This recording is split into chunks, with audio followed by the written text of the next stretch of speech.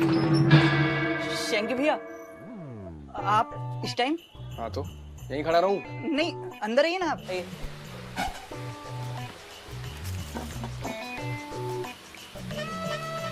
पंखा बंद कर यार। शेंगी भैया उधर ही बैठिए ना। रुक रुक रुक रुक रुक रुक। भैया भैया मेरा बस लैपटॉप है, देखे लोग रहे थे भैया, मेरी तो ये चॉइस की भी नहीं है। सॉरी। देख तू कहाँ जा रहा है? भैया बाहर तक जा रहा था मैं तो, सॉरी। क्या कर रहा है यार? अच्छा तुम दोनों से कुछ बात करनी थी यार। बोलो ना भैया। ये बताओ तुम 6 लौंडे एक कमरे में कैसे मैनेज कर रहे हो? क्या ही मैनेज कर रहे हैं भैया, मुझे एसी देखनी होती है, इसे स्टैक मदर, राहुल को एबनी। अब वाईफाई का थोड़ा स्पीड बढ़ा देंगे ना तो अपने अपने डिवाइसेस में देख लेंगे। साढ़े भैया से बाहर निकल। अरे रहने का पूछ रहा हूँ यार मैं। सोना पड़ना हगना मूतना दिक्कत नहीं होती? एक कमरा एक टॉयलेट 6 लौंडे। वो तो भैया एक्चुअली मस्त है, उसमें कोई दिक्कत नहीं है। जब सब पढ़ते हैं तो आपको भी फीलिंग आ जाती है।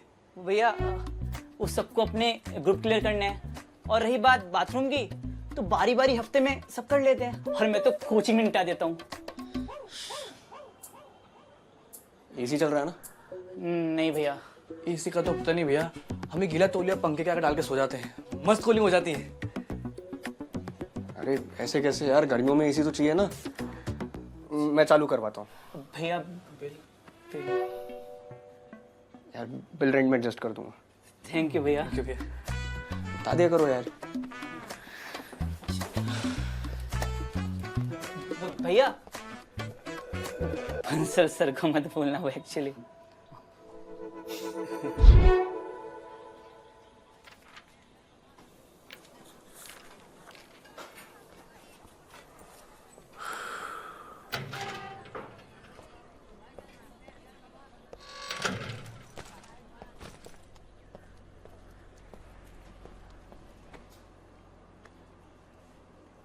पापा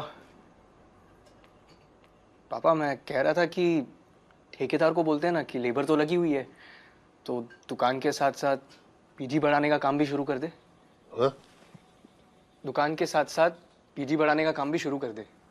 नहीं बेटा, अभी घर का काम होल्ड पे रखना पड़ेगा, ये बजट में बैठेगा नहीं अभी।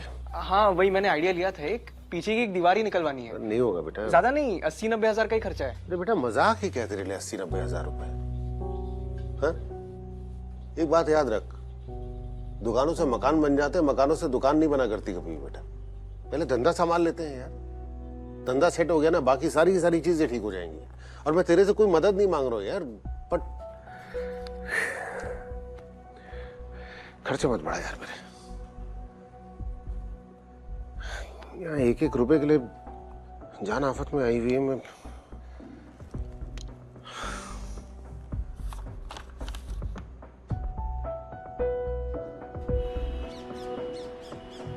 70 सवा 80 एक।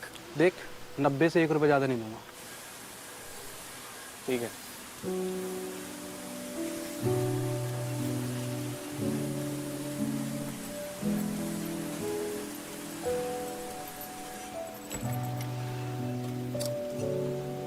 आजा।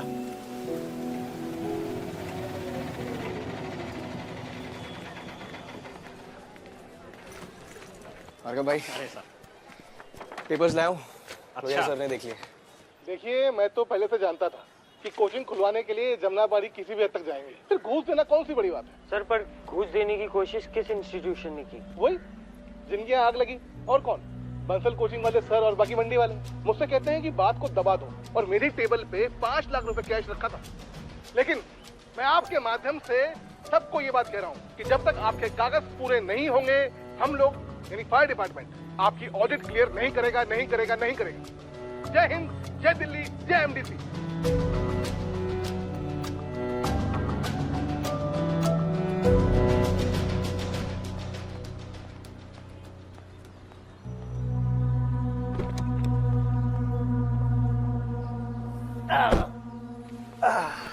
और बताइए हुजूर, क्या सेवा की जाए आपकी। वैसे इस मीडिया क्लिप के बाद जमुना पार की गलियों में एक बार फिर से आग लग जाएगी, नहीं?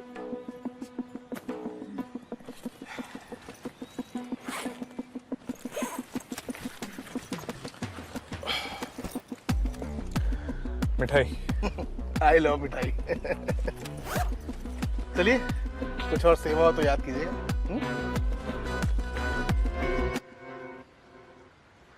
हालत जमुना पारी, कोई शर्म नहीं है, बस अपना धंधा चलता रहे, हालत जाए भाड़ में। देखिए मैं तो पहले से जानता था कि कोचिंग खुलवाने के लिए जमुना पारी किसी भी हद तक जाएंगे। मैं मुंबई से यहाँ आई थी एजुकेशन में कुछ करने के लिए, बट यहाँ तो एजुकेशन को एक कट थ्रोट बिजनेस बना रखा है सबने। पहले धंधा संभाल लेते हैं, धंधा सेट हो गया ना, बाकी सारी की सारी चीजें ठीक हो जाएंगी। अगला स्टेशन यमुना बैंक है।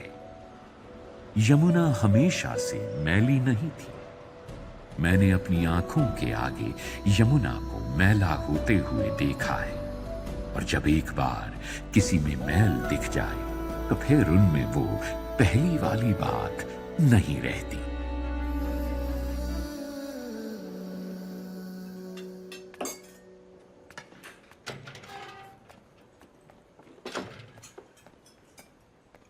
शंकुड़ा, खाना खा के अंदर जा। मुझे नहीं चाहिए।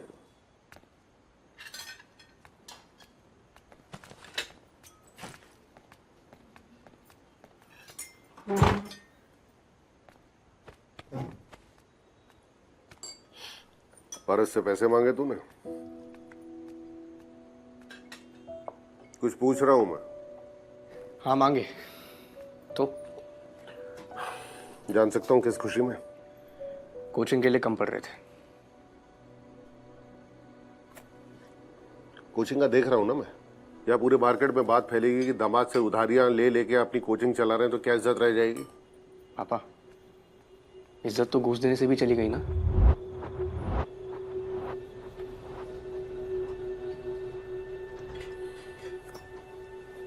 आदि तो और सर मेरा डिसीजन नहीं था, पूरी मंडी का डिसीजन था, पर कम से कम कोशिश तो की। तेरी तरह हाथ पे हाथ रख के तो नहीं बैठे रहे हम लोग।